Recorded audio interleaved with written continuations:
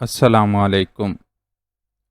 دروازے کے لاک میں چابی بالکل بے آواز گھومی تھی اور آنے والا کواڑ کو بغیر کسی چرچراہٹ کے دھکیل کر کوئی چاپ پیدا کیے بنا ہی برآمدے سے گزر کر باورچی خانے تک آیا تھا۔ لیکن باورچی خانے میں کام کرتی عورت نے توے پر پھولتی روٹی کی مہک کے ساتھ گھلتی ملتی اس کی مہک کو اس کے پہلے قدم کے ساتھ ہی محسوس کر لیا تھا۔ اس لیے جو ہی وہ اس کی پشت پر آ کر کھڑا ہوا، بنا چونکے مسکراتے لہجے میں بولی، "آ گئے آپ؟ تمہیں بھلا سوال کی کیا ضرورت؟" وہ اس صورتحال پر بدمزہ ہونے کے بجائے خوش ہو کر مطمئن لہجے میں بولا، "سارا آپ کی سنگت کا کمال ہے، آپ سے ہی سیکھا ہے کہ مصروف رہتے ہوئے بھی کیسے اپنے سارے حواس کو جگائے رکھنا ہے۔" اس نے روٹی سینک کر ہاٹ پاٹ میں رکھتے ہوئے کہا، "لیکن یہ تو ہوا سے خمسہ بلکہ چھٹی حصے بھی آگے کا معاملہ لگتا ہے۔ یہ تو میں مانوں گا نہیں کہ میں نے کوئی آہٹ پیدا کی ہوگی جس نے تم تک رسائی حاصل کر لی ہو۔" اس لیے اس نے سلاد کی پلیٹ میں سے کھیرے کا ایک ٹکڑا اٹھا کر اپنے منہ میں رکھا۔ اپنی بے حد منظم زندگی میں ان چھوٹی موٹی بے ترتیبیوں کی گنجائش اس نے خود پیدا کی تھی کہ یہ بے ترتیبیاں تعلق کی بے تکلفی کو جنم دیتی ہیں۔ آپ ان دو کانوں کا امتحان لیتے ہیں جبکہ ہم آپ کو یہاں سے سنتے ہیں۔ اس نے پہلے اپنے دونوں کانوں کو چھوا، پھر سینے پر دل کے مقام پر ہاتھ رکھا۔ Very romantic. کاش اس وقت رومانس جھاڑنے کا موقع محل ہوتا۔ وہ بے حد ٹھنڈی سانس بھر کر بولا تو وہ ہنس دی۔ بچوں کے اسکول سے آنے کا وقت ہو چکا تھا اور کوئی دم نہیں جاتا تھا کہ وہ گھر پہنچ جاتے۔ "اچھا ہوا آپ وقت پر گھر پہنچ گئے۔ میں سوچ ہی رہی تھی کہ جانے آپ لنچ پر مجھے اور بچوں کو جوائن بھی کر سکیں گے یا نہیں۔"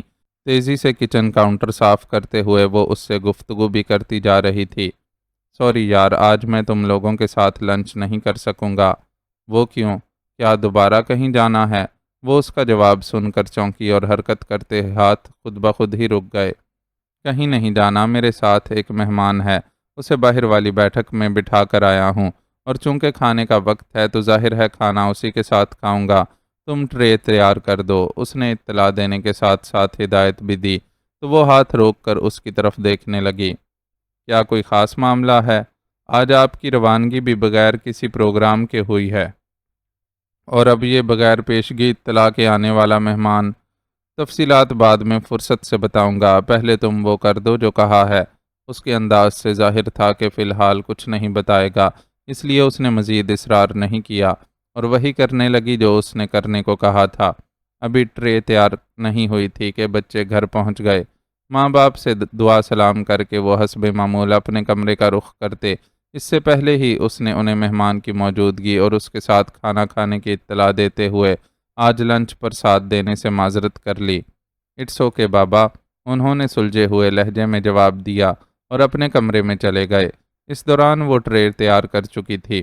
ہلکی سی مسکراہٹ کے ساتھ ٹرے اس کے ہاتھوں سے لے کر وہ باہر نکل گیا تو وہ اپنے اور بچوں کے لیے کھانے کی ٹیبل تیار کرنے لگی۔ اس کے اس کام کو انجام دینے تک بچے فریش ہو کر آ گئے۔ ان کے ساتھ کھانا کھاتے ہوئے وہ ان سے دن بھر کی رویداد بھی سنتی رہی۔ آج کیا پڑھایا گیا، کون سی نئی بات سیکھی، کسے کتنے سٹارز ملے، یا کس کلاس فیلو کو کس بات پر تنبیہ کی گئی۔ ان کے پاس روزانہ ہی سنانے کے لیے بے شمار واقعات ہوتے تھے جنہیں وہ دونوں میاں بیوی ہی دلچسپی سے سنا کرتے تھے، اور جہاں ضرورت ہوتی تھی وہاں اپنا تبصرہ بھی دیتے تھے۔ کبھی کبھی کوئی چھوٹی موٹی نصیحت یا تنبیہ کرنے کی بھی ضرورت پیش آ جاتی تھی، لیکن مجموعی طور پر بچے بہت مہذب تھے۔ جب اس کی شادی ہوئی تھی تو اس کی تعلیم بھی نسبتاً کم تھی اور وہ طرز زندگی بھی قدرے انجانا تھا جس کا اس کا شوہر عادی تھا۔ اس نے بغیر کسی دباؤ کے بہت محبت سے اس زندگی کو سیکھا تھا اور اپنی تعلیمی استعداد میں بھی بتدریج اضافہ کرتی چلی گئی تھی۔ یہ سب کرنے میں اس کے شوہر نے اس کے ساتھ بھرپور تعاون کیا تھا، لیکن ساتھ ہی یہ بھی بتا دیا تھا کہ اگر وہ یہ سب نہ بھی کرنا چاہے تو اسے کوئی اعتراض نہیں ہوگا اور وہ اسے جوں کا توں بھی عزت و محبت کے ساتھ قبول کر لے گا۔ وہ اس سے یہ سب نہ بھی کہتا تو وہ اس بات کو جانتی تھی، لیکن اسے خود کو اس کے رنگ میں رنگنا خوبصورت لگتا تھا، اس لیے سب کچھ کرتی چلی گئی تھی، اور آج اس لائق تھی کہ اعلیٰ طبقے کی خواتین کے ساتھ بیٹھ کر گفتگو کرتی تو کوئی محسوس بھی نہیں کر سکتا تھا کہ وہ کسی پسماندہ گاؤں میں رہنے والے ان پڑھ والدین کی اولاد ہے، بلکہ اسے ان اعلیٰ طبقے کی خواتین پر یہ فضیلت حاصل تھی کہ وہ کچھ بھی جانتی تھی جس کا وہ تصور بھی نہیں کر سکتی تھی۔ پھرتی، چستی اور بے خوفی میں بھی وہ اس کے پاسنگ نہیں تھی، کیونکہ انہوں نے وہ سب نہیں دیکھا تھا جس سے گزر کر وہ یہاں تک آئی تھی، اور نہ ہی انہیں ایسا جیون ساتھی میسر تھا جو نہ تراشیدہ ہیرے کو کسی جوہری کی طرح تراشنے کا ہنر جانتا تھا۔ امی بابا کے مہمان کون ہیں؟ کیا وہ ہمیں ان سے ملوائیں گے؟ بچوں کے پاس اسکول سے متعلق گفتگو ختم ہو گئی تو دھیان مہمان کی طرف چلا گیا۔ میں اس بارے میں نہیں جانتی بیٹا، اگر بابا نے مناسب سمجھا اور ضرورت محسوس کی تو آپ کی ان سے ملاقات کروا دیں گے۔ بچوں کے ساتھ مصروف ہونے کے باوجود اس کا اپنا دھیان مہمان ہی میں اٹکا ہوا تھا۔ اس کی چھٹی حص اسے بتا رہی تھی کہ یہ کوئی عام مہمان نہیں ہے۔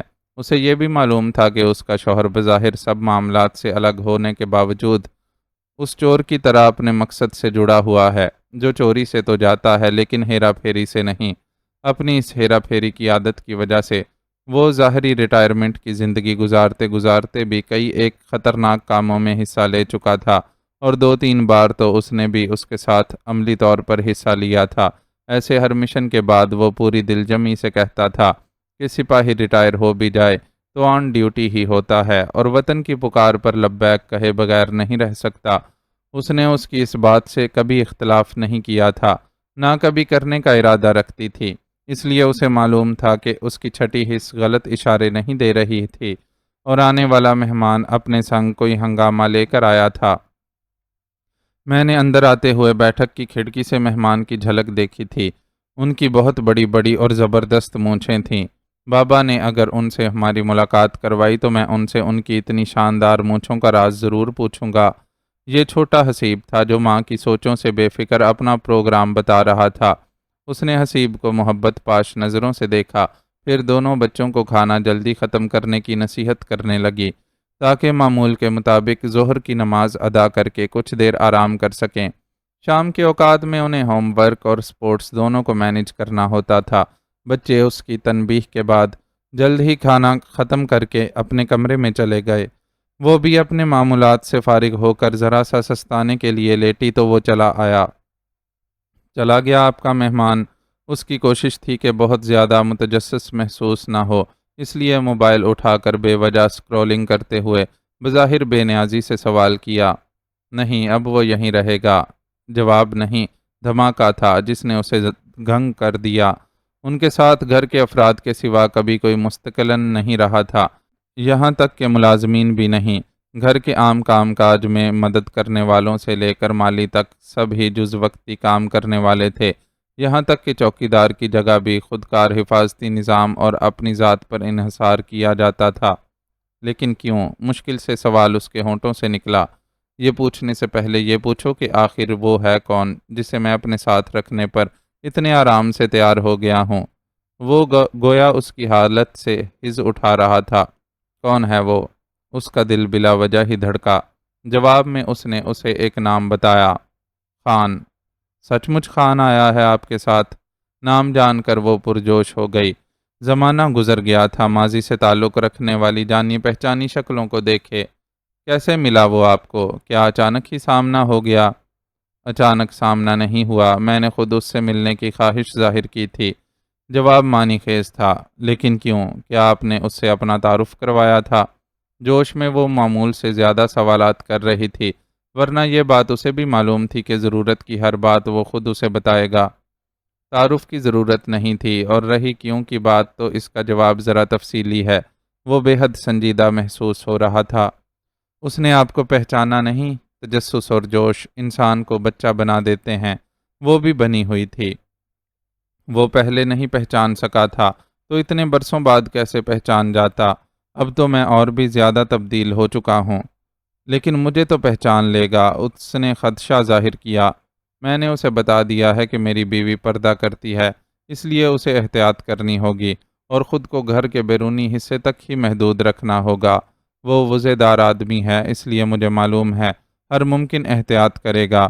اس نے ذرا سا توقف کیا، پھر مزید بولا، ویسے بھی بس چند دن کی ہی بات ہے، پھر میں اور تم بہت مصروف ہو جائیں گے، ہو سکتا ہے آگے جا کر لمبے عرصے تک گھر ہی واپس نہ آ سکیں۔ ایسے میں خان کا یہاں ہونا مجھے مطمئن رکھے گا۔ مطلب ہم کسی مشن پر جا رہے ہیں۔ اس نے ایک گہری سانس لیتے ہوئے نتیجہ اخذ کیا۔ جواباً اس نے صرف اس بات میں سر ہلایا۔ اس بار وہ بھی کچھ بولنے کے بجائے ماتھے پر ہلکی ہلکی شکنیں لیے سوچ میں ڈوبی بیٹھی رہی۔ اگر تم نہ جانا چاہو تو منع بھی کر سکتی ہو۔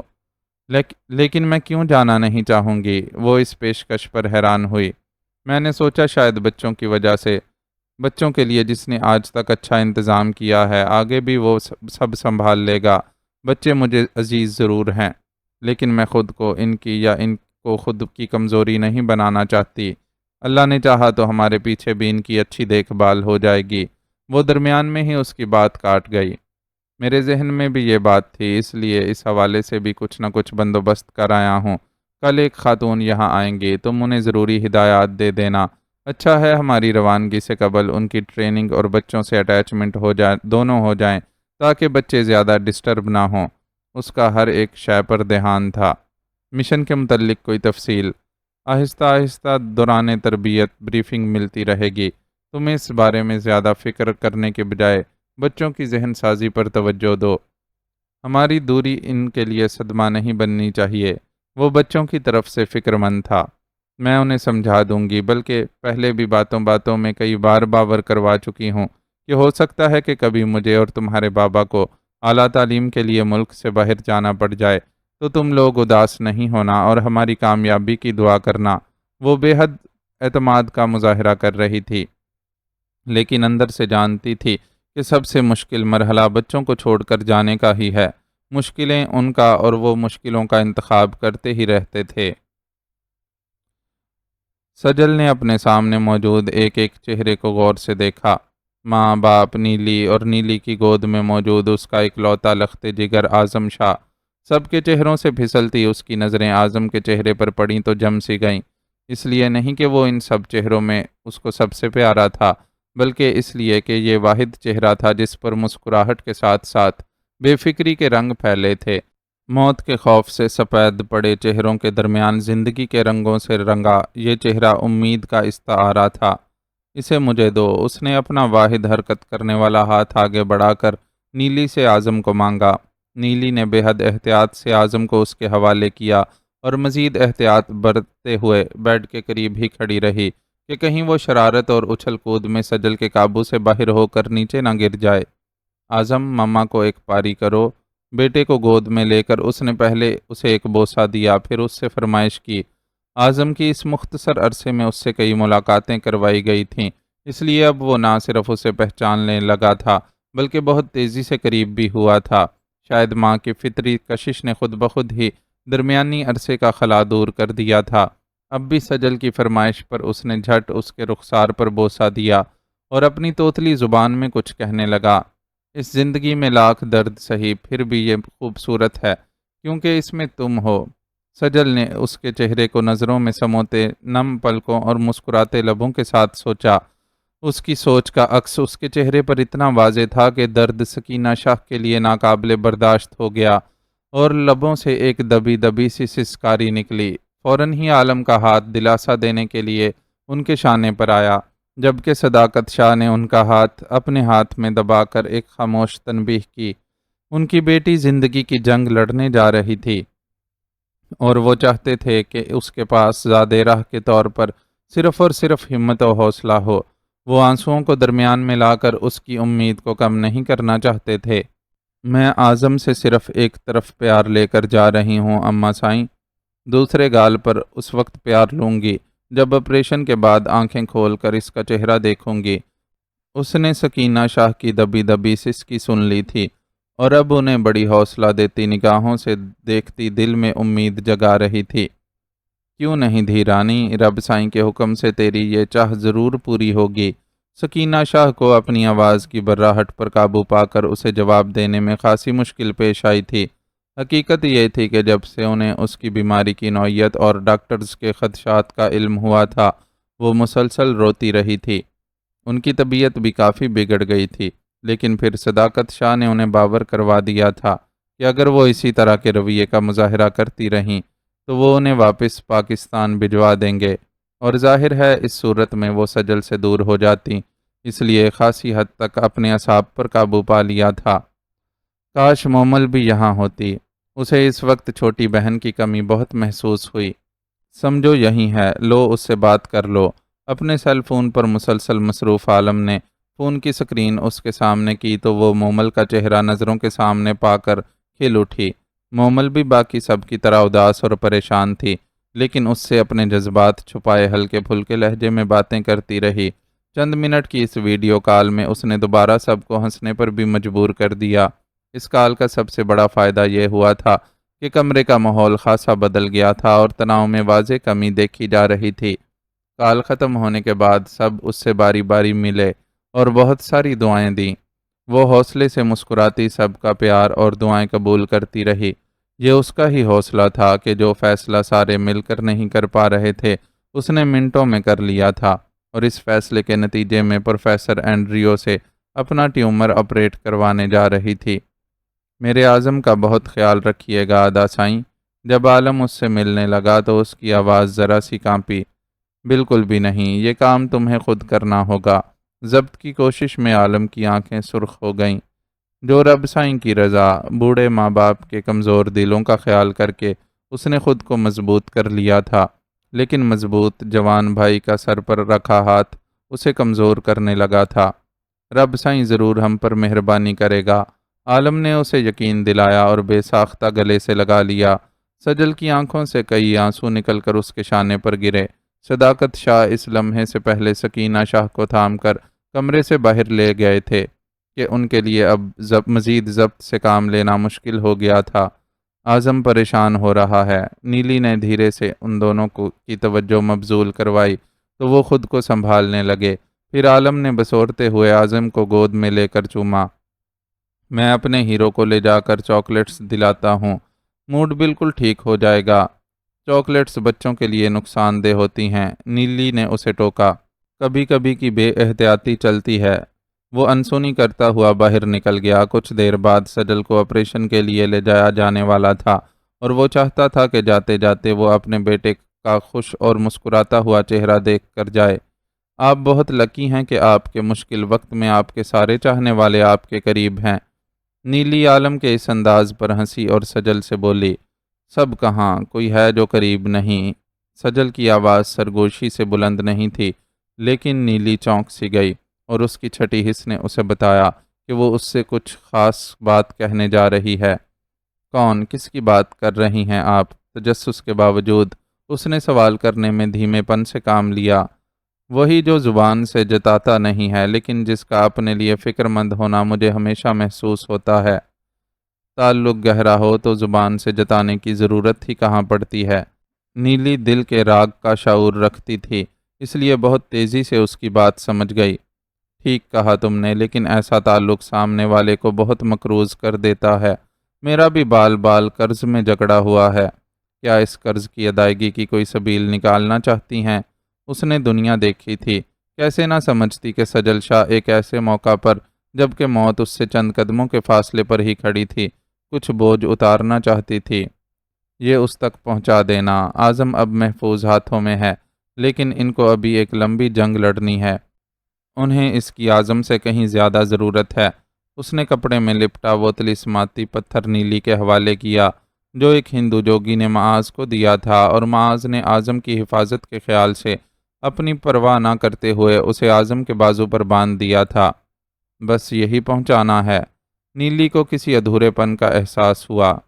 یہ بھی پہنچا دینا۔ سجل نے ایک تہہ کیا ہوا بند لفافہ کانپتے ہاتھوں سے اس کے حوالے کیا۔ لفافہ تھماتے ہوئے اس کا چہرہ اتنا جھکا ہوا تھا کہ نیلی اس کی آنکھوں میں نہیں دیکھ پا رہی تھی۔ یہ ایک مناسب فیصلہ ہے سجل جی، لمبی راہ کے مسافر کے پاس کچھ تو زیادہ راہ ہونا ہی چاہیے۔ نیلی نے آہستہ سے اس کا ہاتھ دبایا۔ وہ اندازہ کر سکتی تھی کہ ایک مخصوص ماحول میں پرورش پانے والی لڑکی جو ہمیشہ پردے میں رہی تھی اور جس نے ہمیشہ بڑوں کی مرضی پر اپنا سر جھکایا تھا، اپنے دل کی ذرا سی مان لینے پر کس کیفیت کا شکار ہوگی۔ میں جانتی ہوں، اسی لیے تو اتنی ہمت کی ہے۔ اب یہ تمہاری ذمہ داری ہے۔ کہ میرے وقار پر کوئی آنچ آئے بغیر یہ کام انجام دے سکو۔ عزت و ناموس کی فکر اب بھی دامنگیر تھی۔ میں سمجھتی ہوں آپ نے مجھ پر بھروسہ کیا ہے تو بس بے فکر ہو جائیں، نیلی نے اسے تسلی دی۔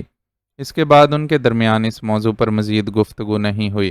موقع ہی نہیں ملا کہ عملے کے ایک مرد نے آ کر مطلع کر دیا تھا کہ اب فیملی اینڈ فرینڈز سے ملاقات کا وقت ختم ہو چکا ہے اور عملے کو اپنی کارروائی کا آغاز کرنا ہے۔ اس لمحے کے بعد وہ سب بس دور سے ہی اسے آپریشن تھیٹر میں جاتا ہوا دیکھ سکے۔ جدید طرز کے اس آپریشن تھیٹر میں داخل ہونے کے بعد اس نے بھی باہر موجود ہر فرد سے اپنی توجہ ہٹا لی۔ اب وہ اپنی ساری توانائیاں موت سے پنجہ لڑانے میں صرف کرنا چاہتی تھی۔ ہیلو بیبی، امید ہے کہ تم خوفزدہ نہیں ہوگی۔ مستعد عملہ ماہرانہ انداز میں اپنا کام شروع کر چکا تھا۔ اس کے جسم سے کئی نالیاں اور مشینوں کے تار منسلک کیے جا چکے تھے جب اس نے انگریزی میں کہا گیا یہ جملہ سنا اور آواز کے ماخذ کی تلاش میں اپنی نظریں ادھر ادھر گھمائیں۔ میں آپ کو انستھیزیا دینے لگا ہوں۔ خود کو مکمل پرسکون رکھنے کی کوشش کریں۔ اس کے سر کی جانب کھڑے شخص نے بھی اسے انگریزی میں ہی مخاطب کیا تھا، لیکن لہجہ اور تلفظ بالکل مختلف تھا۔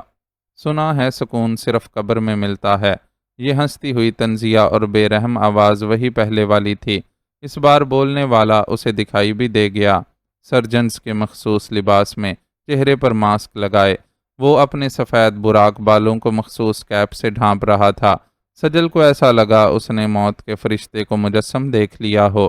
اس نے اس کی گرفت میں آنے سے قبل اٹھ کر بھاگنا چاہا، لیکن دماغ پر چھائی دھند نے بے بس کر کے رکھ دیا۔ اسے بے ہوشی کی دوا دی جا چکی تھی اور کوئی نہیں جانتا تھا کہ وہ واپس ہوش کی دنیا تک کا سفر طے بھی کر سکے گی یا نہیں۔ وہ دو بچوں کی مسکراتی ہوئی تصویر تھی۔ لڑکا عمر میں بڑا تھا اور تصویر میں بھی اندازہ ہو رہا تھا کہ اس کے ہاتھ میں کوئی نقص ہے۔ اس کے چہرے کے تاثرات بھی عام بچوں سے قدرے مختلف تھے۔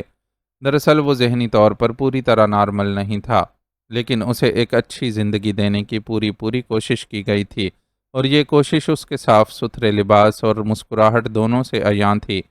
لڑکے کے مقابلے میں لڑکی زیادہ خوبصورت اور شوخ و چنچل دکھائی دیتی تھی۔ اس کی چمکدار آنکھوں سے ذہانت اور شرارت پھوٹی پڑ رہی تھی۔ صاف محسوس ہوتا تھا کہ اس کے ہونٹوں پر موجود مسکراہٹ اپنی کسی شرارت سے لطف اندوز ہوتے ہوئے پھوٹی ہے۔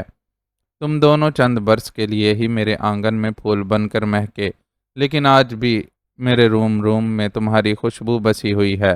تصویر والا البم ہاتھ میں لیے بیٹھی عورت نے اس پر ہاتھ پھیرتے ہوئے جیسے انگلیوں سے ان بچوں کے نقوش کو چھونے کی کوشش کی۔ وہ عورت ماہ بانو تھی، شہریار عادل کی ماہ بانو، جس نے ایک طویل دور آشوب کے بعد شہریار کی چھپر چھاؤں میں سکون پایا تھا۔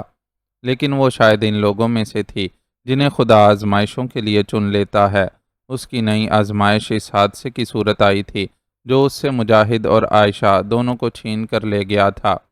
کتنے عرصے تک تو دونوں میاں بیوی کو سمجھ میں ہی نہیں آ سکا تھا کہ ان کے ساتھ کیا ہو چلا ہے۔ پھر دھیرے دھیرے دونوں نے ایک دوسرے کی خاطر جینا سیکھ لیا تھا۔ ایک دوسرے کو سنبھالتے وہ پہلے سے بھی زیادہ ایک دوسرے کے قریب آ گئے تھے۔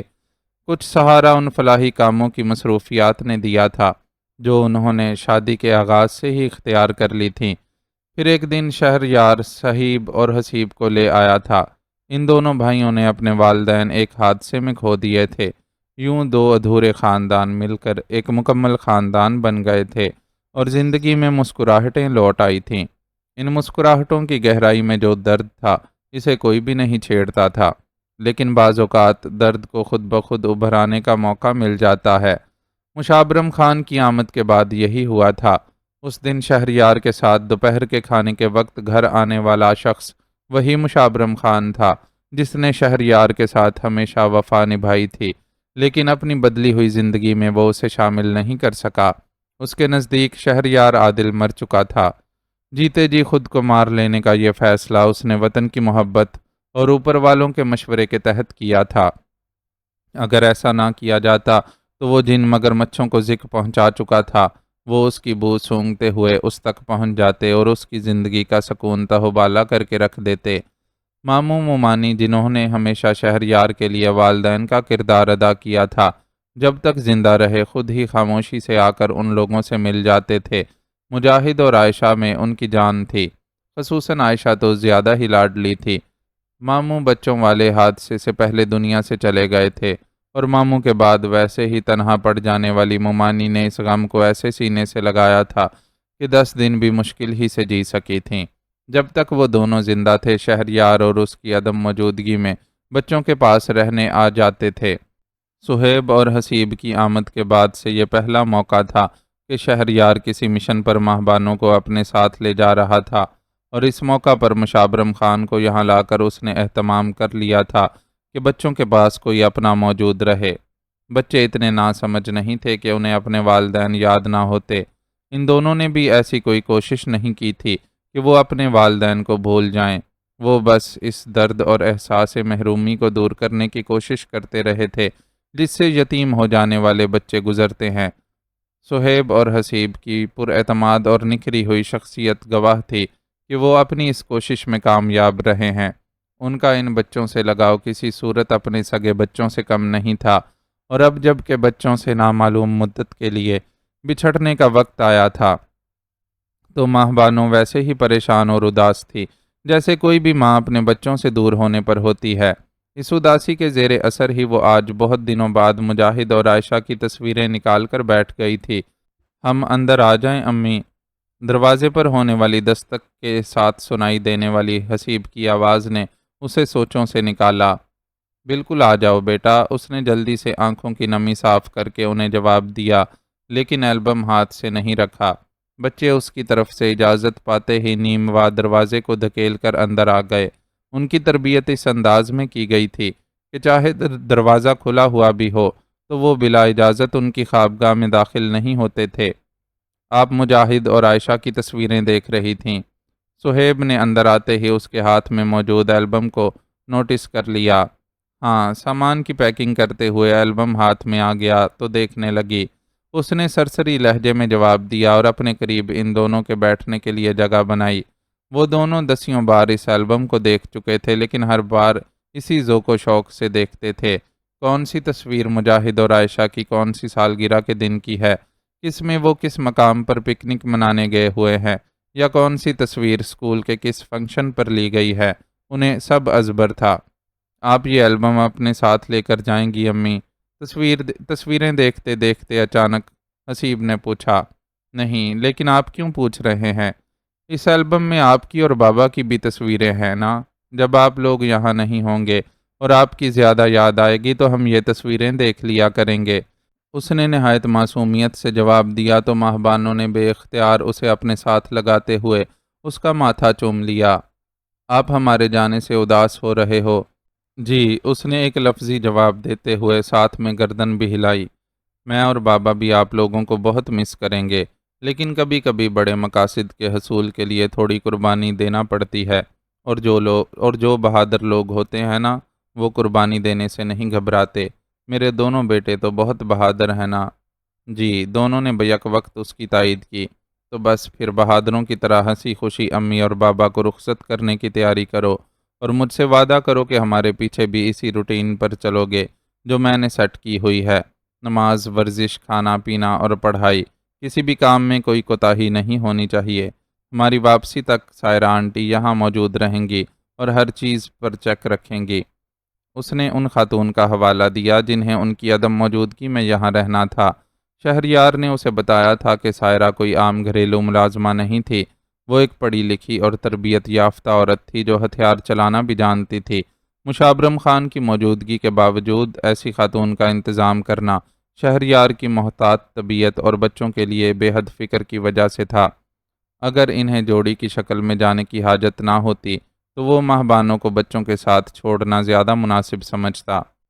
آپ پریشان نہ ہوں امی، ہم آپ کی ہر بات پر عمل کریں گے۔ آپ چاہیں تو بیچ بیچ میں سائرہ آنٹی سے کال پر پوچھتی بھی رہیے گا۔ اسے یہ تسلی دینے والا صہیب تھا۔ سائرہ نے چونکہ وہاں آنا شروع کر دیا تھا تو بچے اس سے مانوس ہونے لگے تھے، اور وہ بھی ماہبانوں کی زیر نگرانی تیزی سے سیکھ رہی تھی کہ اس گھر کو کیسے چلانا ہے۔ کال۔ ماہبانوں کو اچانک ایک سنگین مسئلے کا احساس ہوا۔ پاکستان سے نکلنے کے بعد انہیں پاکستان سے کوئی تعلق نہیں رکھنا تھا، اس لیے یہ ممکن نہیں تھا کہ وہ لوگ یہاں کال کر پاتے۔ کیا آپ ہم سے بات کرنے کے لیے ہمیں کال نہیں کریں گی؟ صہیب چونکا۔ بات یہ ہے بچوں کے کچھ مسائل کی وجہ سے ہمارا آپ سے ٹیلی فون پر بات کرنا مناسب نہیں ہوگا، لیکن آپ فکر نہ کریں، میں آپ کو خط لکھا کروں گی، آپ لوگ بھی ہمیں خط لکھا کرنا۔ اس نے بچوں کو بہلایا۔ حقیقت یہ تھی کہ خطوط کا تبادلہ کسی صورت ممکن نہیں تھا، بس اس نے بچوں کی تسلی کے لیے احتیاطاً کچھ خطوط لکھ کر رکھ دیے تھے جو وہ جانے سے پہلے سائرہ کے حوالے کر دیتی۔ اس انتظام کو اب تھوڑا سا اور بڑھانا تھا۔ اسے امید تھی کہ سائرہ اس کی لکھائی کی مشق کر لے گی، اس صورت میں وہ بچوں کے لکھے گئے خطوط کا جواب بھی دے سکتی تھی۔ آپ کس سوچ میں گم ہیں امی؟ حسیب نے اسے پکار کر اپنی جانب متوجہ کیا۔ میں سوچ رہی تھی کہ جانے سے پہلے ہم سب مل کر کہیں پکنک پر چلتے ہیں تاکہ ایک یادگار دن گزار سکیں۔ اس نے حسیب کو پیار کرتے ہوئے ایسی بات کہی کہ بچے سب کچھ بھول بھال کر اس حوالے سے پلاننگ کرنے لگے۔ ان کی چہکاریں سنتے ہوئے اس نے بہت خاموشی سے البم بند کر کے الماری میں واپس رکھ دیا۔ جو دو چلے گئے تھے یہ دو ان سے کم پیارے نہیں تھے، بس فرض پکار رہا تھا اور ذاتی مفاد پر قومی و اجتماعی مفاد کو ترجیح دینے کی آزمائش ان کے حصے میں آ گئی تھی۔ تسلیمات۔ مجھے نہیں معلوم کہ جب آپ کو یہ خط ملے گا تو میں اس دنیا میں موجود ہوں گی بھی یا نہیں۔ حقیقتاً مجھے یہ بھی نہیں معلوم کہ میں آپ کو یہ خط کیوں لکھ رہی ہوں، اور بنا کسی تعلق یا رشتے کے آخر اس خط کی کیا گنجائش ہے۔ کہنے کو میں یہ بھی کہہ سکتی ہوں کہ میں نے یہ خط اپنے اس محسن کا شکریہ ادا کرنے کے لیے لکھا ہے جس نے اپنی جان کی بازی لگا کر میرے لخت جگر کو مجھ تک پہنچایا ہے، لیکن یہ کوئی واحد احسان تو نہیں ہے جو آپ نے مجھ پر کیا ہے۔ جب سے آپ میری زندگی میں آئے ہیں مسلسل احسانات ہی کرتے آ رہے ہیں۔ ایسی بے غرضی اور بے لوثی میں نے خون کے رشتوں کے علاوہ آج تک کہیں نہیں پائی، اور ظاہر ہے ان رشتوں میں تو قدرت کی طرف سے یہ چیز خمیر میں گون دی جاتی ہے، لیکن آپ نے کیوں کی مجھ پر اتنی مہربانیاں کہ میں آج اپنا بال بال آپ کے قرض میں جکڑا ہوا محسوس کرتی ہوں۔ شاید میں یہ سوال کر کے آپ کے ساتھ زیادتی کر رہی ہوں۔ نہیں، مجھے ایسا کوئی سوال کر کے آپ کے بے لوث جذبات کو ٹھیس نہیں پہنچانی چاہیے۔ میں ایک عورت ہوں، وہ بھی ایسی عورت جو دو مردوں کے ساتھ نکاح کے تجربے سے گزر چکی ہے۔ عورت تو خود پر پڑنے والی نظر کے معاملے میں ویسے ہی بہت حساس ہوتی ہے، اور اگر مجھ جیسی تجربہ کار ہو تو اس کے لیے پرکھ مشکل نہیں رہتی کہ کس کی نظر میں اس کے لیے کیا ہے۔ اس لیے میں یہ نہیں کہوں گی کہ مجھے آپ کی نظروں کی زبان سمجھ نہیں آتی۔ ہاں، یہ ضرور کہوں گی کہ آپ مجھ سے بہت زیادہ اچھی لڑکی ڈیزرو کرتے ہیں، کوئی ایسی لڑکی جو خود اور اس کے جذبات انچھوئے ہوں، جس کی زندگی میں آپ کا مقام سب سے اوپر ہو، اور سب سے بڑھ کر یہ کہ جو زندگی کے سفر میں آپ کے شانہ بشانہ چل سکے۔ میں تو وہ چراغ ہوں جس کی بجھتی ہوئی لو کو کسی طرح بچا بھی لیا گیا تو باقی کی ساری زندگی بس اس وجود کو قائم رکھنے میں ہی گزر جائے گی۔ میری ہستی اب کسی کی زندگی میں روشنی نہیں بکھیر سکتی، اس لیے میری آپ سے درخواست ہے کہ ایک شراب کے پیچھے بھاگ کر اپنی زندگی کے قیمتی ماہ و سال ہرگز بھی ضائع نہ کیجیے گا۔ کچھ رشتے اور تعلقات اگر بے نام ہی رہیں تو ان کی خوبصورتی سلامت رہتی ہے۔ اس خوبصورتی کو سلامت رکھیں اور خود آگے بڑھ جائیں۔ میں اگر زندہ رہی تو آپ کو ہمیشہ دعاؤں میں یاد رکھوں گی، نہ رہی تو آپ میرے لیے دعائے مغفرت کر دیجیے گا، اور اس قرض کو بھی معاف کر دیجیے گا جسے میں چاہ کر بھی چکا نہیں سکوں گی۔ خط جس طرح بغیر کسی تخاطب کے شروع ہوا تھا، اسی طرح لکھنے والی کے نام کے بغیر ہی ختم ہو گیا تھا۔ اسے نام کی ضرورت بھی نہیں تھی کہ اس کے لیے یہی کافی تھا کہ اس سے کلام کیا گیا تھا۔ گو اس کلام میں مستقبل کے لیے کوئی امید یا خوشخبری نہیں تھی، لیکن یہ بھی کیا کم تھا کہ دوسری طرف سے اس کے جذبات کو سمجھنے کا اعتراف کر لیا گیا تھا۔ وصل تو ویسے بھی ایک خواب تھا کہ وہ جس راہ کا راہی تھا، اس راہ پر چلنے والوں کو پلٹنے کا راستہ نہیں ملتا۔ ہاں، زیادہ راہ مل گیا تھا تو امید تھی کہ سفر کچھ آسان ہو جائے گا۔ یہاں کیوں آئی ہو؟ اس سے مخاطب شخص کی رنگت پختہ اور نقوش بدے تھے، لیکن چہرے پر ایسا اعتماد تھا جو ایک بار سامنے والے کو مروب ضرور کرتا تھا۔ وہ اپنے جٹاؤں کی شکل میں موجود لمبے اور گندے بالوں میں بے نیازی سے اپنا بھاری سیاہ ہاتھ پھیرتے ہوئے اس سے یوں مخاطب تھا جیسے کہیں کا حکمران ہو، اور حالت یہ تھی کہ اس کے بوسیدہ اور میلے لباس سے اٹھنے والی مچھلی کی بساند اگلی بندی کے دماغ میں گھستی جا رہی تھی۔ مجھے یہاں سے نکلنا ہے، اور اس کے لیے میں اپنے سورسز اس لیے استعمال نہیں کر سکتی کہ ان پر میرے دشمنوں کی نگاہیں پہرا دے رہی ہیں۔ وہ مقابل کے روب داب کا اپنی بے نیازی سے توڑ کرنا جانتی تھی۔ اسے جامی نامی اس مچھیرے کی حقیقت خوب پتہ تھی۔ بظاہر وہ ایک اسمگلر تھا جو ادھر کا مال ادھر اور ادھر کا مال ادھر کرنے میں خوب مہارت رکھتا تھا۔ دونوں طرف اس کے رابطے اور انتظامات اتنے پکے تھے کہ آج تک ایک بار بھی نہیں پکڑا گیا تھا۔ وہ اسمگلر سے بڑھ کر بھی کچھ تھا، یہ بات گنتی کے چند لوگ ہی جانتے تھے، اور ان چند لوگوں میں سے ایک سونیا بھی تھی۔ نکال دیں گے، وہ کوئی بڑی بات نہیں، لیکن بھارت ہی کیوں جانا چاہتی ہو؟ کہیں اور بھی تو نکل سکتی ہو۔ وہ اپنی سرخ آنکھیں اس کی آنکھوں میں گاڑے گویا اس کے اندر اتر جانا چاہتا تھا۔ کہیں اور نہیں، میں بہت لمبے کرائسس سے گزر کر یہاں تک پہنچی ہوں، اور مزید کسی مسئلے میں پھنسے بغیر آسان چینل سے اپنے لوگوں تک پہنچنا چاہتی ہوں۔ اس لیے میرے لیے بھارت ہی سب سے زیادہ سوٹیبل ہے۔ جامی کی نظروں سے گھبرائے بغیر وہ اپنے مطالبے پر قائم رہی۔ کل جب وہ یہاں پہنچی تھی اور جامی کے آدمیوں کو کچھ ایسے حوالے دیے تھے جن سے اس کا درست ہونا ثابت ہوتا تھا، تو اسے یہاں پناہ تو دے دی گئی تھی، لیکن جامی نے اس سے ملاقات نہیں کی تھی۔ اسے یہی بتایا گیا تھا کہ جامی فی الحال موجود نہیں ہے، لیکن وہ جانتی تھی کہ وہ اس کے متعلق ساری چھان پھٹک کرنے کے بعد ہی اس سے ملے گا۔ یہ اور بات کہ ظاہر نہ کرے۔ کچھ بتاؤ کہ کن حالات سے گزر کر آ رہی ہو، تاکہ میرے پاس بھی اوپر والوں کو دینے کے لیے کوئی کارن ہو۔ یہ تجسس مصنوعی تھا، لیکن سونیا نے اس کا اظہار نہ ہونے دیا، اور سنجیدگی سے اپنے معاذ کے ساتھ برفزار میں پہنچنے سے لے کر چائنیز کے ہاتھوں گرفتاری کا احوال مختصراً سنانے لگی۔ تمہیں پاکستان کے حوالے کر کے چینیوں نے ایک بار پھر ان سے اپنے بھائی چارے کا پرچار کیا ہے۔ جامی نے ہنکارا بھرا۔ وہ ایسا کرتے ہی رہتے ہیں، انہوں نے ہمیشہ پاکستان کو تمہارے دیش پر فوقیت دی ہے۔ سونیا نے مزے سے اس کے کمزور پہلو پر ضرب لگائی، جو مؤثر ثابت ہوئی، اور جامی کی سیاہ رنگت غصے اور توہین سے مزید سیاہ پڑ گئی۔ ہمیں ان کی ضرورت ہے بھی نہیں، ہمارے دوست ان سے زیادہ طاقتور اور پہنچ والے ہیں۔ بے شک، اب وہ تھپڑ مار کر سہلانے کا کام کر رہی تھی۔ مجھے کل کے ہنگامے کا پتہ چلا ہے، تم نے ان کی قید سے بھاگ کر بڑا کارنامہ انجام دیا ہے۔ سالے اپنے زخموں کو سہلاتے پھر رہے ہیں، اور بالبلاہٹ نکالنے کے لیے اس سپاہی شفیع محمد کو گرفتار کر لیا ہے جو تمہارے سیل کے باہر پہرا دیتا تھا۔ جامی کے منہ سے نکلنے والے جملوں نے ثابت کر دیا کہ وہ اس کے فرار سے متعلق تمام باتوں کی تصدیق کرنے کے بعد ہی اس کے سامنے آ کر بیٹھا ہے۔ حالانکہ اصل سزا کے حقدار وہ ہیں جنہوں نے اس احمق کو ڈیوٹی سونپی تھی۔ شاید انہوں نے سونیا خان کے بارے میں ٹھیک سے معلوم نہیں کیا تھا، جو اس کی راہ روکنے کے لیے اس سیل کو کافی سمجھ لیا تھا، جہاں ان کے خیال میں کوئی پرندہ بھی پر نہیں مار سکتا تھا۔ حسین عورت اپنی جگہ خود کتنا بڑا ہتھیار ہے، یہ بات سب سے پہلے سمجھنے کی ہوتی ہے۔ جامی نے اپنے لبوں پر زبان پھیرتے ہوئے اس پر ایک حریص سی نگاہ ڈالی۔ تم کب تک مجھے یہاں سے نکالنے کا انتظام کر سکتے ہو؟ سونیا نے اس کی بات اور نظروں دونوں سے ہی پہلو تہی کی، اور قدرے خشک لہجے میں پوچھا۔ تھوڑا ویٹ کرنا پڑے گا، اتنے احمق وہ بھی نہیں ہیں۔ تمہیں تمہاری طرف نہ پا کر وہ ادھر کا ہی رخ کریں گے، تو ان کے یہاں کا رخ کرنے سے پہلے ہی مجھے یہاں سے نکال دو نا۔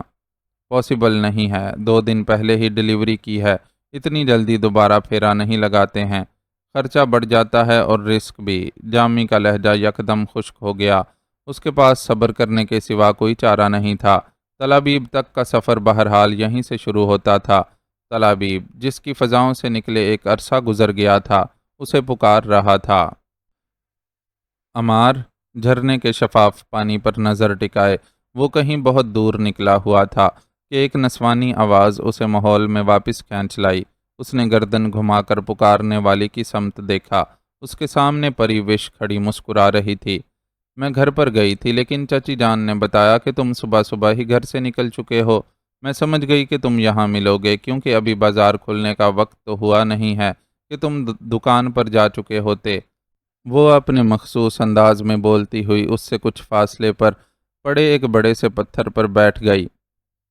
ایسا کیا کام پڑ گیا کہ تمہیں صبح صبح میری تلاش میں نکلنا پڑا؟ اس نے رخ موڑ کر دوبارہ سے بہتے پانی پر نظریں جما دیں، اور قدرے خشک لہجے میں پریوش سے دریافت کیا۔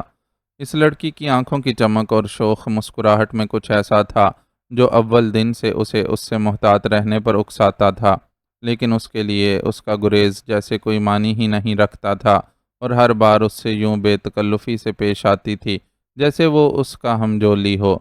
بات بھی شاید کچھ ایسی ہی تھی۔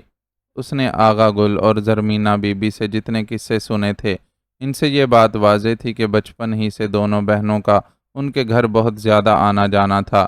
گلوش کم عمری میں شادی ہو کر دور چلی گئی تھی، تب بھی اس کی آمد و رفت کا سلسلہ جاری رہا تھا، بلکہ مزید بڑھ گیا تھا، اور وہ اپنی تنہائی کو عمار جیسے شریف بچے سے بانٹنے کی کوشش کرتی تھی۔ گلوش اگر عمر کے تفاوت کی وجہ سے اپنی لاڈلی بہن کو بہت رعایت دیتی تھی، تو عمار اپنی سادہ فطرت کی وجہ سے اکثر اس کی بے ایمانیوں اور ہٹ درمیوں کو خاموشی سے سہ جاتا تھا۔ میں تم لوگوں کو رات کے کھانے کی دعوت دینے آئی تھی، تم گھر پر نہیں تھے تو یہاں چلی آئی کہ کہیں ایسا نہ ہو کہ تم بے خبری میں کام سے واپسی میں دیر کر دو اور ہم تمہاری راہ دیکھتے رہ جائیں۔ اس پر اس کی بے رخی کا کوئی اثر نہیں تھا۔ کیسی دعوت؟ اتنی تفصیل کے جواب میں وہاں محض دو لفظی سوال تھا۔ تمہارے آنے کی خوشی میں دعوت رکھی ہے بیبے نے، احمد بھائی بھی آنے والے ہیں گلوش کو لینے کے لیے، تو بس سب ایک ساتھ مل کر بیٹھ کر کھانا کھا لیں گے۔ اس نے دعوت کا سبب بتایا، پھر بچوں کی طرح چہکتی ہوئی بولی، تمہیں پتا ہے بیبے کھانے میں کیا کیا بنا رہی ہیں؟ مجھے بھلا کیسے پتا ہو سکتا ہے؟ جواباً اس کے لہجے میں بیزاری تھی۔ سب تمہاری پسند کے کھانے بنے گے پگلے، پلاؤ، راجمہ، دم آلو اور گشتابہ۔ گشتابہ تو تمہیں بہت پسند ہے نا؟ مجھے یاد ہے جب بھی کبھی بیبے گشتابہ بناتی تھیں تو تمہارا حصہ ضرور نکال کر رکھتی تھیں۔ وہ اسے اس ماضی کا حوالہ دے رہی تھی جس کا کوئی عکس اس کی یادداشت میں موجود نہیں تھا۔ ہاں، اسلام آباد کے ایک ہوٹل میں کھایا ہوا گشتابہ ضرور اسے یاد آ گیا تھا۔ وہ کوفتے نما ایک ڈش تھی جس کی گریوی بہت لذیذ اور منفرد ذائقے کی حامل تھی۔ اس نے سنا تھا کہ گریوی تیار کرنے کے لیے دودھ اور کھوئے کے ساتھ خاص کشمیری مسالہ جات استعمال کیے جاتے تھے جن کی خوشبو ہی اشتہا بڑھانے کے لیے کافی ہوتی تھی۔ ویسے پسند تو تمہیں دم آلو بھی بہت تھے اور تم اکثر چچی جان سے فرمائش کر کے بنوایا کرتے تھے، وہ اور بات کہ تم سے زیادہ میں کھا جاتی تھی۔ اس کے جواب کا انتظار کیے بغیر وہ خود ہی ایک کے بعد دوسری بات نکالتی شوخی سے ہنستی جا رہی تھی۔ ہنسنے سے اس کی رنگت مزید گلابی ہو گئی تھی۔ یہ ساری 6 سال پرانی باتیں ہیں، اس وقت تم مشکل سے 12-13 سال کی ہوگی، لیکن یاد سب کچھ ایسے رکھا ہوا ہے جیسے کوئی نانی اماں ہو۔ ہاں، تو یادداشت تمہاری گئی ہے، کوئی میری تھوڑی گئی ہے۔ اس نے ترنت جواب دیا اور روانی میں مزید بولی، یوں بھی 12-13 برس کوئی اتنی چھوٹی عمر بھی نہیں ہوتی۔ گلوش کی تو 15 برس کی عمر میں شادی بھی ہو گئی تھی۔ تو تمہاری شادی کیوں نہیں کی تمہارے گھر والوں نے؟ وہ بے ساختہ ٹوک بیٹھا۔ میں راضی ہوتی تو کر دیتے۔ اب بھی برادری کے کئی لوگ بیبے اور ابا کو تانے دیتے ہیں کہ شادی کی عمر ہونے کے باوجود لڑکی کو ابھی تک گھر بٹھا کر رکھا ہوا ہے۔ وہ دونوں شاید لوگوں کی باتوں سے گھبرا جاتے، لیکن آغا جان نے انہیں سمجھایا کہ پریوش کو پڑھنے دو، ہمیں اپنی نسلوں کو سنوارنے کے لیے پڑھی لکھی عورتوں اور خصوصاً لیڈی ڈاکٹرز کی بہت ضرورت ہے۔ دیکھا نہیں تھا میرے بے وقت چھٹی لے کر آنے پر کتنے ناراض ہو رہے تھے، لیکن تم پر ان کی ناراضی کا کوئی اثر ہوا تو نہیں؟ ابھی تک یہیں بیٹھی ہو، چھٹیوں کے مزے لے رہی ہو؟ ایسی کوئی بات نہیں ہے، ہنگاموں کی وجہ سے کالج بند کر دیا گیا ہے، اس لیے میں رک گئی، ورنہ آغا جان کی بات تو میرے لیے حکم کا درجہ رکھتی ہے۔ اس بار وہ قدرے برا مان گئی تھی۔ تمہاری اطلاع کے لیے عرض ہے کہ میں کل صبح واپس جا رہی ہوں۔ یہ تو اچھی خبر ہے، واپس جا کر خوب دل لگا کر پڑھنا، یہ نہ ہو کہ چند دن بعد پھر کسی بہانے سے چھٹی لے کر آ جاؤ۔ کیا مطلب ہے تمہارا؟ تمہیں لگتا ہے کہ میں جھوٹے بہانے بناتی ہوں؟ عمار کی نصیحت اسے غصہ دلا گئی۔ بناتی ہی ہوگی، جب ہی تو آغا جان تمہارے چھٹی لے کر آنے پر خفا ہو رہے تھے۔ اس پر پریوش کے غصے کا کوئی اثر نہیں ہوا اور بے نیازی کے اظہار کے لیے پاس پڑا ایک چھوٹا سا چکنا پتھر گھما کر پانی میں پھینکا۔ ایک تو میں تمہارے آنے کا سن کر خاص طور پر تم سے ملنے آئی تھی اور تم ہی مجھے تانے دینے لگے۔ ٹھیک ہے، اب کل جاؤں گی تو تم سب کے ناک رگڑنے تک دوبارہ ملنے نہیں آؤں گی۔ समझ क्या रखा है परिवेश को? मैं कोई नालायक और फालतू लड़की हूँ जो बहाने से पढ़ाई से जान छुड़ाकर भागकर घर आ जाती है? गुस्से से उसका चेहरा सुर्ख पड़ गया था, लेकिन उसने जवाबन किसी माजरत का इजहार नहीं किया। वो उठी और पैर पटकती हुई वहां से चली गई। उसके जाने के बाद वो भी कुछ उदास और पुजमुर्दगी की कैफियत में घिरा वहां से उठकर चल पड़ा। परिवेश का दिल दुखाकर उसे अच्छा नहीं लगा था, लेकिन ये ज़रूरी भी था। अभी कल ही तो ये बात उसके इल्म में आई थी कि माजी में अम्मार और परिवेश की निस्बत तय किए जाने पर गौर होता रहा था। निस्बत तय पाती इससे पहले ही अम्मार गायब हो गया और अब इतने बरसों बाद वो वापस नहीं आया था, तो बरादरी में इस मामले में चेमगोइयाँ होने लगी थीं। कुछ लोगों ने तो ज़रमीना बीबी से बराह रास्त पूछ भी लिया था कि दोनों की शादी के मुतल्लिक उनका क्या इरादा है। ज़रमीना बीबी ने सवाल करने वालों को फ़िलहाल ये कहकर टाल दिया था कि अभी परिवेश पड़ रही है और अमार को भी माशी तौर पर सेट होने के लिए वक्त चाहिए। सॉरी परिवेश, लेकिन मेरे पास तुम्हारा दिल दुखाने के सिवा कोई दूसरा रास्ता ही नहीं है। मैं उस अजीबो-गरीब किस्मत का मालिक शख्स हूँ जिसकी राह में मोहब्बत कदम कदम पर बाहें फैलाए खड़ी होती है, लेकिन मैं खुद उससे दामन झटक कर गुजर जाने पर मजबूर हूँ। वो दिल ही दिल में परिवेश से माजरत करता हुआ कब दुकान पर पहुँच गया खुद उसे भी पता नहीं चला। गुड मॉर्निंग जेंटलमैन, किन ख्यालों में डूबे चले आ रहे हो? काउंटर पर बैठे अंकल बेंजामिन की आवाज़ ने उसे चौंकाया। गुड मॉर्निंग अंकल, मैं बस यूं ही कुछ सोच रहा था। वो उन्हें अपनी सोचों के बारे में क्या बताता। दिमाग पर ज़्यादा जोर मत दिया करो, इससे स्ट्रेस बढ़ता है। तुम जैसे हो वैसे ठीक हो। गॉड की मर्जी हुई तो तुम्हारी मेमोरी भी किसी दिन खुद ब खुद वापस आ जाएगी। जी अंकल। वो उनकी मोहब्बत और खलूस के जवाब में उससे ज़्यादा कुछ न कह सका। चंद दिन के अंदर ही वो उसे बहुत पसंद करने लगे थे। बकौल उनके इतने अरसे से कारोबार कर रहे थे, लेकिन उस जैसा मेहनती और ज़हीन वर्कर पहली बार मिला था। वो कश्मीरी मसाला जात और खुश्क मेवों के ताजिर थे। बाज़ार में मौजूद उनकी दुकान एक छोटा सा सेटअप था। उनकी असल आमदनी इन अशिया की बरामदात से होती थी। वो इस सारे सिलसिले के हिसाब किताब को संभाल रहा था और चंद दिनों में ही पिछला रिकॉर्ड भी अच्छा खासा मेंटेन कर दिया था। अंकल बेंजामिन उसकी कारकर्दगी से बहुत खुश थे और बरमला उसकी तारीफ करते थे। मैं अपने लिए नाश्ता मंगवा रहा हूँ, तुम्हारे लिए भी मंगवा लूँ? मैं नाश्ता करके आया हूँ अंकल। बीबी मुझे नाश्ता किए बगैर घर से निकलने दे सकती थी? उन्हें जवाब देते हुए वो हंस पड़ा। वो बेटे की मोहब्बत में तरसी हुई माँ है। यंग बॉय, हमारे मशरिक की माँओं के पास अपनी मोहब्बत के इजहार का सबसे बड़ा ज़रिया यही है कि औलाद को मज़े मज़े के खानों से आसूदा करती रहें। जी ये तो है। अंकल बेंजामिन से इत्तफाक करते हुए उसके जहन पर कई यादों ने दस्तक दी। वो दौड़ दौड़ कर काम करती, हर बच्चे के लिए उसकी पसंद के मुताबिक साफ़ सुथरा सेहत बख्श खाना तैयार करने वाली माँ बहुत दूर चली गई थी, लेकिन याददाश्त के खाने में उसके पकाए खानों की खुशबू आज भी ताज़ा थी। तुम अपना काम शुरू करो, मैं तुम्हारे लिए चाय भिजवाता हूँ, उन्होंने नरमी से उसका शाना थपकते हुए कहा। तो वो अपनी मखसूस कुर्सी पर कंप्यूटर के सामने जा बैठा। दुकान के दीगर मुलाजमीन भी अपने अपने कामों में मसरूफ़ थे। आहिस्ता आहिस्ता वहाँ गाहकों की आमदोरफ्त शुरू हो गई। अंकल बेंजामिन मीठे लहजे वाले बहुत बाइखलाक शख्स थे। उनके लिए कोई गाहक छोटा बड़ा नहीं था। लाखों की डील करने वाले से लेकर चंद सौ की चीज़ खरीदने वाले तक हर शख्स को उनसे ऐसी इज्जत मिलती थी कि जो एक बार उनसे राब्ता कर लेता फिर कहीं और नहीं जाता। दोपहर के खाने तक वो बिला तातुल काम करता रहा। ठीक 2 बजे दुकान के बाहर क्लोज्ड की तख्ती लगाकर शटर गिरा दिए गए। अंकल बेंजामिन का असूल था कि खाने के वक्फे में कोई डीलिंग नहीं करनी। उनका कहना था कि आदमी रोटी के लिए तो सारी भाग दौड़ करता है, तो कम अज़ कम उसे वो रोटी तो सुकून से खाने के लिए मिले। दोपहर का खाना पूरे स्टाफ के लिए उनकी तरफ से होता था और वो सब के साथ मिलकर खुद भी वही खाना खाते थे। आज भी इसी मामूल को दोहराया गया था और फिर हस्बे मामूल कहवे के दौर के साथ ही दोबारा काम शुरू हो गया। वो खुद भी दोबारा कंप्यूटर के सामने जा बैठा। मौजूदा हिसाब किताब देखने में कोई मुश्किल नहीं थी, लेकिन पुराना हिसाब मेंटेन करने में उसे मुश्किल का सामना था। ज़्यादातर रिकॉर्ड रजिस्टरों पर हाथ से लिखा हुआ था और ख़ासा गुंजलक था, इसलिए कभी कभी इसे अंकल बेंजामिन से मदद लेना पड़ती थी।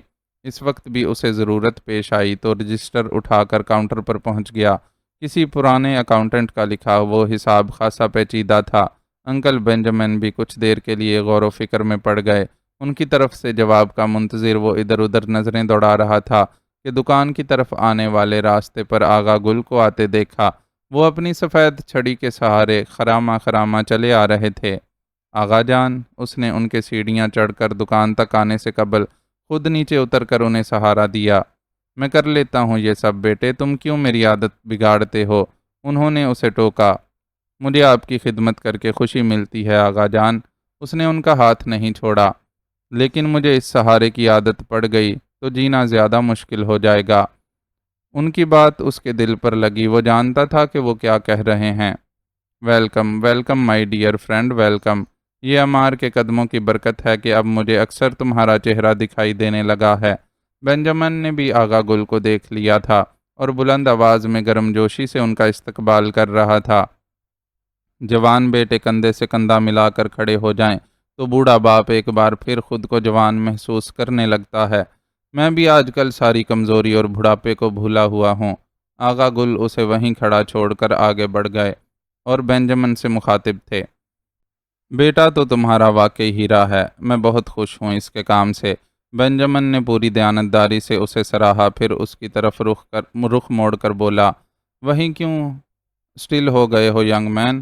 اندر آؤ اور اپنے آغا جان کے لیے کچھ قہوے وغیرہ کا انتظام کرواؤ۔ جی ضرور، وہ جلدی سے حرکت میں آیا۔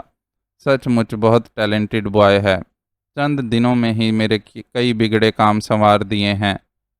ٹیلنٹڈ تو ہے پر ڈگری وگری کوئی نہیں ہے اس کے پاس۔ ڈگری کے بغیر ادھر ادھر سے اپنی ذہانت کے بل بوتے پر سیکھا ہوا کام کوئی اچھی نوکری تو نہیں دلا سکتا اسے۔ بینجامن کی تعریف کے جواب میں آغا گل نے افسوس کا اظہار کیا۔ کیا مطلب؟ میرے پاس کام کرنے سے تم اس کے فیوچر سے سیٹسفائی نہیں ہو؟ بینجامن کو صدمہ سا ہوا۔ یہ بات نہیں دوست، میں چاہتا ہوں کہ عمار کو کہیں باہر سیٹل کر دوں۔ یہاں کے حالات تم جانتے ہی ہو، بس اب حوصلہ نہیں ہوتا کوئی دکھ اٹھانے کا۔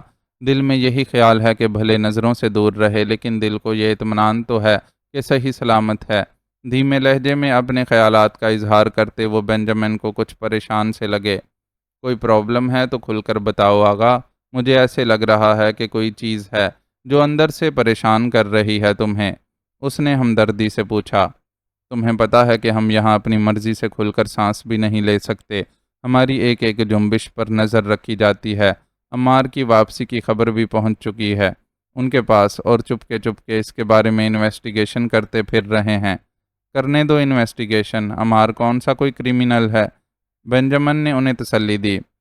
کرمینل تو وہ سارے بھی نہیں تھے جو اب تک تاریک راہوں میں مارے گئے ہیں۔ ہمارا سب سے بڑا جرم تو مسلمان ہونا اور اپنی مرضی کی زندگی کی خواہش رکھنا ہے۔ ان کی آنکھوں میں گہرا کرب تھا۔ تم کیا چاہتے ہو؟ بینجامن نے جس وقت یہ سوال کیا فضا میں قہوے کی خوشبو محسوس ہوئی اور عمار نے بھاپ اڑاتے قہوے کی پیالیاں ان دونوں کے سامنے رکھیں۔ تم خود کیوں لے کر آئے ینگ مین؟ کسی ملازم سے کہہ دیا ہوتا۔ بینجامن نے اسے ٹوکا۔ میں اپنی خوشی سے اپنے ہاتھوں سے بنا کر لایا ہوں، آپ دونوں میرے بزرگ ہیں اور مجھے آپ کی خدمت کر کے اچھا لگتا ہے، اس نے ادب سے جواب دیا جسے سن کر بینجامن کا چہرہ کھل اٹھا۔ گاڈ بلیس یو مائی سن، اس نے دل سے دعا دی، پھر آغا گل سے مخاطب ہو کر بولا، یہ لڑکا خود ایک بلیسنگ ہے تمہارے لیے، تم اس کی فکر نہ کیا کرو، وقت خود اس کی راہیں کھولے گا، بلکہ سمجھو کھل ہی گئی ہیں۔ کیا مطلب؟ آغا گل حیران ہوئے۔ تمہیں تو پتہ ہے میرے بیٹوں کا کہ اب میرے بزنس میں کوئی دلچسپی نہیں، اس لیے ایکسپورٹ پر بہت اثر پڑا ہے۔ میں عمار کو اس سلسلے میں ٹریننگ دینے کا سوچ رہا ہوں۔ ذہین بچہ ہے، جلد کام سیکھ جائے گا، اس کے بعد دیکھتے ہیں اسے صرف وزٹ پر دوسرے کنٹریز میں بھیجا جائے یا مستقل کہیں سیٹل کر کے وہیں سے کام کو چلوائیں۔ میرے چھوٹے والے نے بھی کئی برس کینیڈا میں بیٹھ کر کام دیکھا تھا، لیکن اب وہ کہتا ہے پاپا مجھ پر میرے اپنے کام کا بڑا برڈن ہے، میں آپ کے بزنس کو اور نہیں دیکھ سکتا۔ سوچو ذرا، جس بزنس نے انہیں پالا اب انہیں وہ بیکار لگتا ہے اور چاہتے ہیں کہ میں اب اس جھنجٹ سے نکل آؤں۔ بینجامن کو عمار کے سلسلے میں اپنی منصوبہ بندی بتاتے بتاتے بیٹوں کا رویہ یاد آ گیا تو لہجے میں اداسی گھلنے لگی۔ آغا گل کو ان سب باتوں کا علم تھا، لیکن ہر بار کی طرح انہوں نے इस वक्त भी बेंजामिन का दुख पूरी तवज्जो से सुना और तसल्ली भी दी।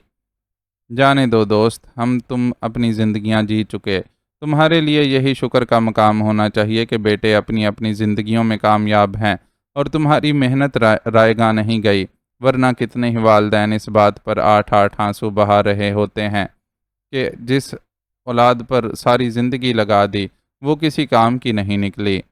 ये तो है, I am thankful to God कि उसने मुझे बेटों की नाकाम ज़िंदगी का दुख नहीं दिया। बेंजामिन ऐसा ही था, जल्द बहल जाने और कायल हो जाने वाला सादा मिजाज इंसान। जब ही तो माशी तवाफ़त के बावजूद उसकी आगा गुल से इतनी गहरी दोस्ती थी। ये दोस्ती बचपन से ही चली आ रही थी। शायद उसकी हमदर्द फितरत ने उसे आगा गुल की मदद के ख्याल से उनके करीब किया था। फिर आहिस्ता आहिस्ता उस पर खुला कि उनकी शक्ल में बहुत अच्छा दोस्त और सामे मुयस्सर आ चुका है। चुनाचे दोस्ती हमदर्दी से निकलकर बराबरी की बुनियाद पर इस्तवार हो गई। हस्बे मामूल दोनों दोस्त मिलकर बैठे तो महफिल तवील हो गई। कारोबारी मामलात निमटाते गुफ्तगू का सिलसिला भी जारी रहा। कहवे का दौर भी दोबारा चलाया गया। वो अपना काम निमटाते गाहे गाहे दोनों दोस्तों पर भी नज़र डालता रहा। जैसे ही महफिल बर्खास्त होती दिखाई दी, तेज़ी से उठकर बाहर आया और दुकान की बुलंदी को सड़क से मिलाती गिनती की इन चंद सीढ़ियों को तय करने में उनकी मदद करने लगा। यानी तुम बाज नहीं आओगे? इस बार वो उसकी हरकत पर हंस दिए। जब तक मौजूद हूँ बिल्कुल नहीं, उसने भी कतईयत से जवाब दिया। सारा मसला ही मौजूदगी का है। जिसके जल्द जुदा हो जाने का डर हो, खुद को उसका आदी बना लेने से दिल में अंदेशे जागते हैं कि बाद में गर जो ये मुयस्सर ना हुआ तो हम कैसे ज़िंदगी गुजारेंगे। वो मलूल थे या शायद हकीकत पसंदी से काम लेना चाहते थे। इस तरह के अंदेशों में गिरा इंसान तो दुनिया की किसी नेमत से लुत्फ़अंदोज़ नहीं हो सकता, क्योंकि दुनिया की किसी नेमत के बारे में यकीन से नहीं कहा जा सकता कि वो हमारे पास हमेशा रहेगी। जब ज़िंदगी साथ छोड़ देती है तो फिर किसी और शय का क्या भरोसा।